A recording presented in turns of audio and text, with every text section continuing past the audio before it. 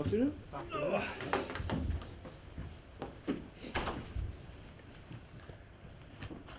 Mark, first chance we've had to talk to you since you signed your new contract, so congratulations to you on that. Thank you. How pleased are you with that? Yeah, really pleased. I think what it gives me and the staff and the club is continuity, and that's a rare thing in football these days, it seems. So I've had 18 months here, really enjoyed every moment of that, and to obviously get a commitment from the owners that they've liked what they've seen and want to move forward again. It's really satisfying. I think we're in a good place at the moment. I think everybody is excited by what's ahead of us. I think a lot of the things that you need to be successful at this level are in place, and we've just got to make sure that we keep on improving. We've had a decent season up to this point. We're still looking to achieve things we didn't last year, which was an exceptional season from our point of view. So all in all, I think it's a good message for everybody. It's a good message for the fans, I feel, and it's a good message for the players as well. They're going to have continuity of work. They know where I come from, what my standards are, and I think that enables players to keep on progressing, keep on developing. So really pleased to recommit. Has it gone as well, if not better than you could have hoped for? Yeah, I think so. I think probably the work we did in terms of trying to change the way we played somewhat, that was embraced quicker than I thought it would do. And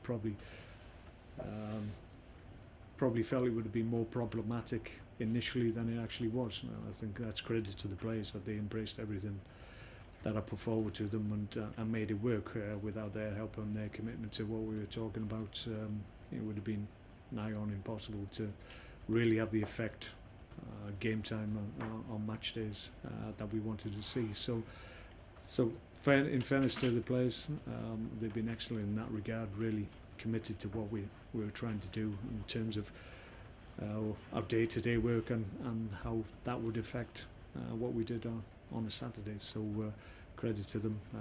They've enabled the club to move forward, in my view.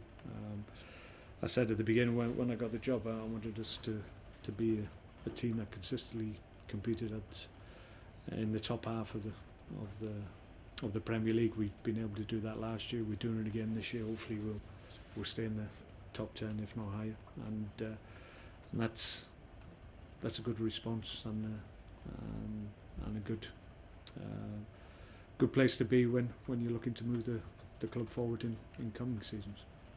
And out of the international break into one of the biggest challenges that anybody faces, a game at Stamford Bridge. Yeah, not easy. Our record there hasn't been great, but that could be said of most clubs in the Premier League in recent times. So I think somebody said, I think the last time we got a positive result there was in 1984. I think my first team coach was in goal. So I don't know what that says about the quality of Stoke in those days, or whether or not it questions the ability of my first team coach. But it's been a long time. We need to address that. We've been able to go to obviously the likes of Man City, Spurs away as well this year, and our away form for the most part has been good. So we've proved to ourselves that we can go to the top clubs and get positive results. So we'll have to do more of the same, hopefully, at the weekend.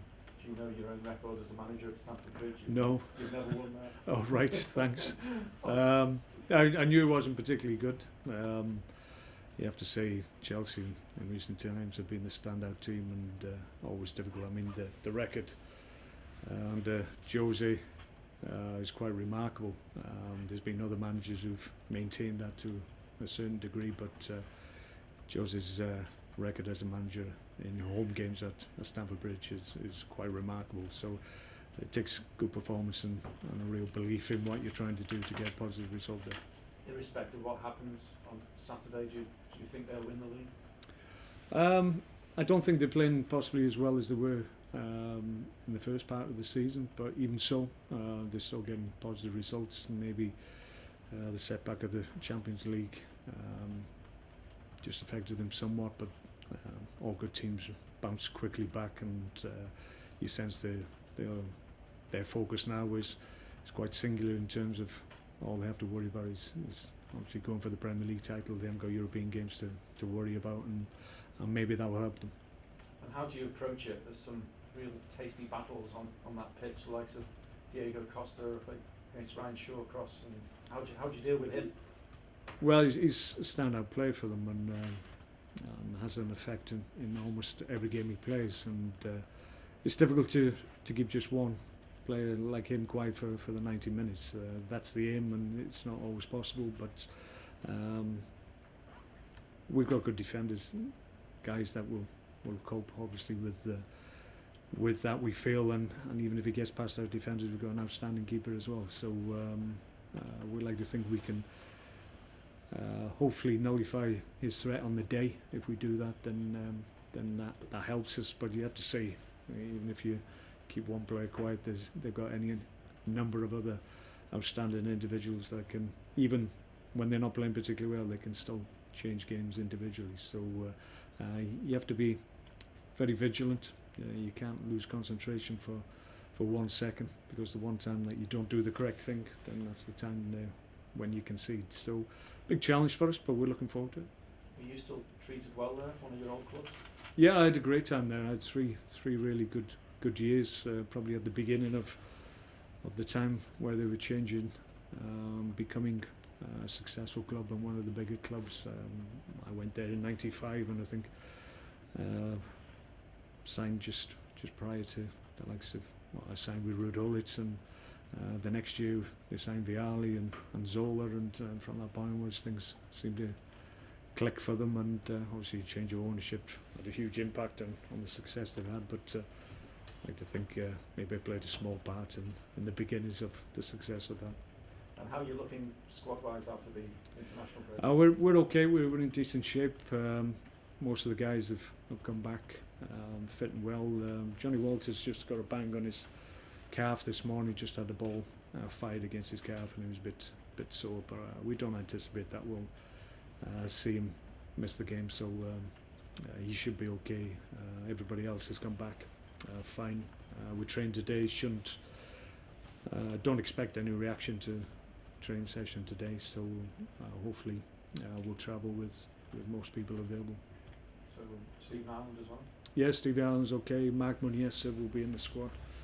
He's had a good week's training as well, so only the long-term injuries, they're the only ones that we're missing at the moment. But Peter Alden, you back in training?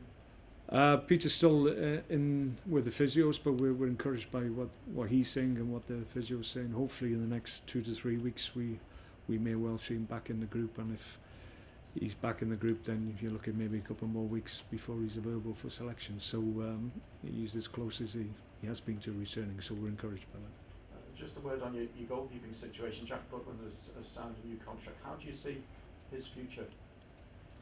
Well, we see very much at Stoke City. We're delighted that we've recontracted Jack. I think he appreciates that we continue to try and develop him and make him into the goalkeeper that he believes he will be in the future, and we're very much part of that process, and we're very fortunate. I've got 3 outstanding keepers here. Ideally we'd like to recontract Asmir. We're speaking obviously in the summer, and we're very hopeful in that regard. So as I said, we're very fortunate. We've got a really strong goalkeeping group, and that will sustain us moving forward. Are you wary of that situation with Asmir Begovic, that other clubs may be looking at him? I'm sure they will be looking at him, but we've got a lot of things that we can offer to Asmir, and he knows that we're a good club that will continue hopefully to progress, and he wants to be part of a successful football club. I know that, and he's an ambitious guy, but we'd like to think he could achieve what he needs from his career here at Stoke. FA Chairman Greg Dyke has issued some proposals looking to increase the number of homegrown players in squads from 8 to 12 to help English football. Will that be a huge benefit? I think it can help, possibly. Maybe give more opportunities, maybe give opportunities to players that you're not quite sure, and they may come in and they may well surprise you. I think a lot of talk about Harry Kane at the moment. I think there's a lot of guys look to Harry and maybe looked at the negatives against him progressing as readily as he has done, and it's only the fact that he was given a chance has enabled him to show people what he can do. So maybe that element of giving the opportunity for more players to come through rather than having their way blocked by more senior players. Maybe that's the good thing. But top and bottom of it, it's difficult for young players to become Premier League players. The bar is really high at the moment. So really, if you're good enough, you'll come through, irrespective of your nationality. But the Premier League bar, in terms of being able to be an outstanding player at Premier League level, is a big ask, and a lot of players will fall by the wayside. So that pressure can preclude a manager from trying to blood a youngster in? Yeah, and by nature of the Premier League, there's a lot of finance on offer, depending on where you finish in the Premier League. I know when I was playing, I got my opportunity towards the end of my opening season, towards the end of the season, because the season basically was over.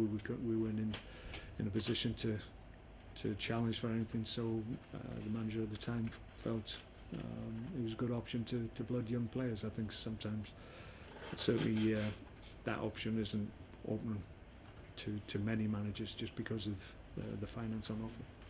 You're a happy Welshman at the moment, Mark? Following that win in Israel? Fantastic result. Yeah. I mean, Wills and Chris are doing a great job and put themselves in a really positive position, and everybody's excited once again. It does remind me somewhat of the atmosphere around when we went close last time. Unfortunately, we missed out, and you hope that maybe some of the factors that affected us at that time, given towards the end of the campaign we lost people through injury, and as you get through to the end of the campaign, at times you can lose key players to suspension as well. So if they avoid all those things and they're able to get their best team out for every game, then we've got a real chance. I think the key was to have a good start, and that's what they've been able to manage, and now they can go with the momentum that they've built, and everyone in Wales will be behind the team, myself included, obviously. Do you think it's the best group of players they've had since your day? I think so, yeah. I think the similarity to my group was that predominantly they were players playing at the top level. Some of my guys were at top clubs but weren't regular starters, but Chris's team, for the most part, I think every one of them was playing at the top level, and that's key. I think in the past, Welsh teams have always had good individual players, but collectively maybe, no disrespect to players playing at a lower level, but it was very difficult for them to come in and then try and raise the game to the level of international football. So if you can keep your stronger players and players that are playing at the top level in club football, then you give yourself a better chance. Finally, can I just ask whether you watch a bit of golf or play a bit of golf with the first major? Don't play much these days. No but time? No time with us. You certainly watch it. First major of the year underway next week? Yeah, looking forward to the Masters. I always view watching the Masters and then getting the clubs out as the start of the golfer's season for most people. I think that winter golf never had any attraction whatsoever for me, but I always used to wait to the Masters, and then that's when you get your clubs out. How would you fancy putting on those greens? I'm not the best putter at all, to be perfectly honest. It doesn't matter what type of greens, but a bit too slick for my game, I have to say. Even if it was my A game, which doesn't appear very often. Still a great spectacle though, isn't it? Yeah, and I think the way it's presented now, I think it's a magnificent place. I've never been fortunate enough to go there. Hopefully one of my bucket list items is certainly to, at some point in the future, be able to go and watch a Masters there. I think it's a beautiful place, and I think that comes across in the coverage that Sky do. So really looking forward to it. Good luck for the weekend on the pitch. Thanks, Mark, man. in terms of Chelsea closing in on a title, is a top 8 finish almost Stoke's championship if you look at it in equivocal success, if you like? Yeah, it's fair to say that. I think we will always strive to be higher than that, but I think last year, obviously we were 9th, and the teams above us, I think I think Southampton were 8th. Arguably we came second in that league really, because last year the teams above 8th, 7th to the number 1 spot were markedly better given that season. So you could argue we probably came second. So the challenge for us is to be first and maybe even better that and break in. But certainly won't happen this year. But the anticipation and the hope is that in seasons to follow we can even possibly break through a glass ceiling that is maybe out there. In terms of Chelsea, obviously they're the favourites, but there definitely is a title race. Do you think it could be to your advantage with Arsenal playing Liverpool earlier on in the day? If they get a result, it could just start a little bit of nervousness. Yeah, you sense that. I think it's going to go to the wire. It always will do. I don't think there's one markedly better team in the league. Each team has had periods during the season where they've looked the standout team, but then have maybe dropped from those standards, and somebody else has looked at the more likely candidate to win. So the key is we're into the last stretch of the season, and there's only 9 or so games to go, and it's about having a clear run at it and keeping your form right up to the end, and the team that does that will win it. And just finally for me, obviously on the new contract, which is great news for yourself, you've been well supported in the transfer market. Did you look for any assurances on that new contract, or was that a given because of the new money and the way that you had been supported historically? Well, we haven't spent a great deal since I've been here. I think something like a net spend of 6 million, I think, over about 3-4 windows, or how many ever we've been through. But I've never been given the impression that if the right player was available and we wanted to really push the boat out, there was funds available. It's just that we've chased any number of players, and some targets we've got very, very close to where we would have been in a position to make a decision whether or not we spend significant amounts. But we've never actually got to the point where we needed to, just because the target fell by the wayside. So I've never been in any doubt that if the right target is available and it's a possibility to get it over the line, then finances will be made available to me. Great stuff. Best Okay. Sorry.